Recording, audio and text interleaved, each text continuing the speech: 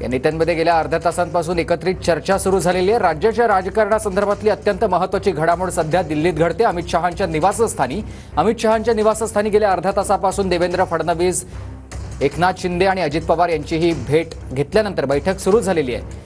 पुन्हा एकदा जाणार आहोत माझे सहकारी संदीप राजगोळकर यांच्याकडे। संदीप, आपण बघतोय सध्या या बैठकीला सुरू झालेला आणि एक फोटो आपल्या समोर आलेला आहे, ज्याच्यामध्ये अजित पवार हे अभिवादन करतात अमित शहांचं आणि त्यांच्यासोबत एकनाथ शिंदे, देवेंद्र फडणवीस, प्रफुल्ल पटेल आणि JP नड्डा तसंच राष्ट्रवादीचे नेते देखील उपस्थित आहेत। सगळे महत्त्वाचे जे नेते आहेत ते सुमित या बैठकीला उपस्थित आहेत आणि महाराष्ट्राच्या दृष्टिकोनातून ही बैठक महत्त्वाची यासाठीच आहे की कारण शनिवारी निकाल लागलेला होता, आज गुरुवार आहे। इतक्या दिवसामध्ये प्रचंड मोठ्या संख्येनं बहुमत मिळून किंवा संख्याबळ मिळून देखील महायुतीनं मुख्यमंत्री पदाचा बाबतचा कुठलाही निर्णय घेतलेला नव्हता। 26 तारखेला आपल्याला माहिती आहे की मुदत संपलेली आहे, विधानसभेची राष्ट्रपती राजवट लागेल असं सांगितलं जात होतं आणि या सगळ्या घडामोडींमध्ये खरं तर गोष्टी या लांबत गेल्या। काल ज्यावेळेला एकनाथ शिंदे यांनी पत्रकार परिषद घेतली त्यानंतर चित्र खरं तर स्पष्ट झालं आणि मग आज सगळे नेते आले आणि या बैठकीला सुरुवात झाली। 9:15 वाजता एकनाथ शिंदे हे अमित शहा यांच्या निवासस्थानी दाखल झाले आहेत। त्यामुळे पहिल्यांदा जी त्यांची बैठक झालेली आहे केंद्रीय नेतृत्वासोबत ती महत्त्वाची असणार आहे। मी मगाशी सांगितल्याप्रमाणे त्यांची मागणी कुठली असणार आहे भाजप केंद्रीय नेतृत्वाकडे हे बघावं लागेल। भाजपचा मुख्यमंत्री जरी होणार असला तरी ज्या इंटरेस्टिंग गोष्टी घडल्या दिल्लीमध्ये की अमित शहांच्या घरी डायरेक्ट एकनाथ शिंदे दाखल झाले। दुसरीकडे अजित पवार, देवेंद्र फडणवीस यांनी एक वेगळी बैठक घेतली जी जवळपास 1.25 ते 1.5 तास चालली।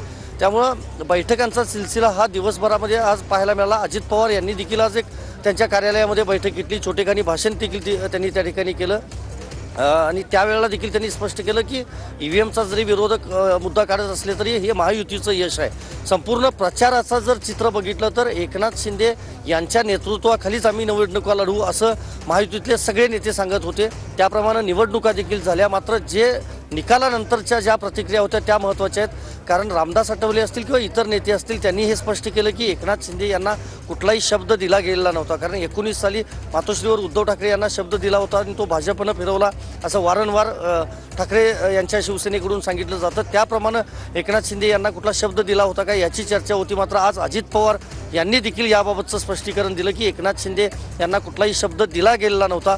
महायुतीचं सरकार आणायचं आहे आणि महायुतीच्या उमेदवारांना प्रचंड मोठ्या संख्येनं विजयी करा, आम्ही एकत्रितपणे ही निवडणूक लढू असं त्यांनी सांगितलं होतं।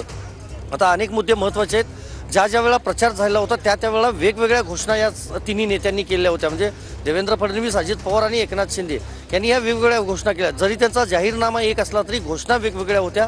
त्यामुळे आता मुख्यमंत्री पदावर एकनाथ शिंदे नसले तर त्यांनी ज्या काही घोषणा केलेल्या आहेत त्यांची अंमलबजावणी हे सरकार करणार का हे बघावं लागेल। त्यातलं एक महत्त्वाचं कारण सांगावं लागेल की लाडकी बहीण योजनेतले पैसे वाढवण्याचा जी काही घोषणा आहे ती तत्कालीन मुख्यमंत्री एकनाथ शिंदे यांनी केलेली होती। ही घोषणा देवेंद्र फडणवीस किंवा अजित पवार यांनी केलेली नव्हती।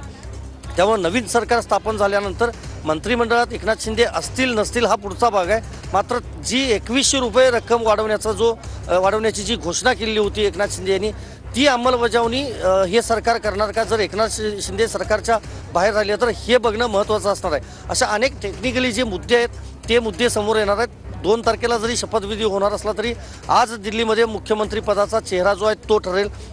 संजय राऊत खासदार जे आहेत शिवसेनेचे त्यांच्यापासून विरोधी पक्षातल्या अनेक नेत्यांनी टीका केली की मोदी शहा सांगतील तो मुख्यमंत्री महाराष्ट्राचा होतो, हे दुर्दैव आहे। कारण यापूर्वीचे सगळे निर्णय जे आहेत ते महाराष्ट्रामध्ये व्हायचे आपल्याला माहिती आहे आणि 1962ला जे 222 आमदार आले होते निवडून यशवंतराव चव्हाण यांच्या कार्यकाळामध्ये, त्यानंतर पहिल्यांदाच इतक्या मोठ्या संख्येनं महायुतीचे हे आमदार एकत्रित निवडून आलेले आहेत। त्यामुळं ह्या सगळ्याचा विचार केला तर तिन्ही पक्षांना म्हणजे भाजपला या दोन्ही पक्षांना सोबत तर ठेवावं लागणार याची चर्चा पहिल्यापासूनच होती।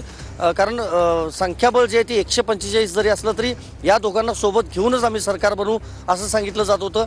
मग शनिवारी निकाल लागल्यानंतर कालपर्यंत म्हणजे बुधवारपर्यंत एकनाथ शिंदे यांनी काय मागणी केली होती केंद्रीय नेतृत्वाकडे याबाबत अजूनही स्पष्टता नाही। कारण त्यांच्या नेतृत्वाखाली निवडणुका लढवल्या गेल्या होत्या। त्यामुळे काही दिवस तरी मुख्यमंत्रीपदी एकनाथ शिंदे हे इच्छुक होते हे स्पष्टच आहे। मात्र काल त्यांनी ही म्हणजे त्यांचा जो दावा होता तो त्यांनी फेटाळला, म्हणजे तसा दावा नसल्याचं त्यांनी ज्यावेळेला स्पष्ट केलं त्यानंतर हे भाजपसाठी खरं तर हा मार्ग सुकर झाला होता असं म्हणता येईल। मात्र त्यातल्या त्यात आज अवधूत वाघांसारखी काही नेते जे आहेत त्यांनी ट्विट केलं आहे की हजारो कार्यकर्ते जाळून घेतील, कारण नावं जी चर्चेत आहेत त्यामध्ये दिग्गज पण आहेत आणि दुसऱ्या फळीतले नेते जे आहेत ते देखील आहेत. म्हणजे भाजपचं मुख्यमंत्रीपद कुणाला द्यायचं यावर मात्र देवेंद्र फडणवीस यांनाच हे द्यावं अशी आग्रही मागणी जी आहे ती भाजपमधल्या अनेक कार्यकर्त्यांची, पदाधिकाऱ्यांची आहे. कारण यापूर्वी देखील ह्या तिघांनी एकत्रितपणे काम केलेलं आहे आणि एकनाथ शिंदे असतील किंवा अजित पवार असतील हे त्यांच्या नेतृत्वामध्ये काम करू शकतात. कारण अजित पवार, मी मगाशी सांगितल्याप्रमाणे विक्रम होणार आहे अजित पवार यांच्या नावावर. 6व्यांदा ते राज्याचे उपमुख्यमंत्री होणार आहेत. यापूर्वी 4 वेळा मुख्यमंत्रीपद ते होऊ शकतात. या सगळ्या संदर्भातले ही सध्या चर्चा सुरू आहे, बैठक सुरू आहे. या बैठकीतून काय तोडगा निघतो पाहणं महत्त्वाचं असेल. दरम्यान महायुतीचे कोणाचे किती मंत्री असू शकतात ते आपण ग्राफिक्सच्या माध्यमातून बघतोय. भाजपा आमदार 132 आहेत. भाजपकडे 132 आमदार आहेत. शिंदेच्या शिवसेनेचे 57 आमदार आहेत, तर राष्ट्रवादीचे 41 आमदार आहेत. सूत्रांकडून मिळालेल्या माहितीनुसार भाजपकडे 23 ते 25 मंत्रिपदं, शिवसेनेला 9 ते 10 आणि राष्ट्रवादीला 8 ते 9 मंत्रिपदं मिळू शकतात. 2014 आणि 2022 मध्येही गृहमंत्री फडणवीसच होते, पण आता एकनाथ शिंदेंना गृह खातं हवंय अशी माहिती आहे. मुख्यमंत्री पदाचा दावा सोडल्यानं गृह खातं पदरी पाडून घेण्याचा प्रयत्न शिवसेनेचा आहे. मात्र गृह खातं आपल्याकडेच राहावं यासाठी भाजपही आग्रही आहे. जसं गृह खातं एकनाथ शिंदेंना पाहिजे तसंच अर्थ खातं अजित पवारांना हवंय. गेल्या 2.5 वर्षात महायुती सरकारमध्ये अजित पवारच अर्थमंत्री होते. अर्थ खातं अजित पवारांना देण्यात भाजपची अडचण नाहीये. त्यामुळे सध्या रस्सीखेच भाजप आणि शिवसेनेत गृह खात्यावरूनच आहे.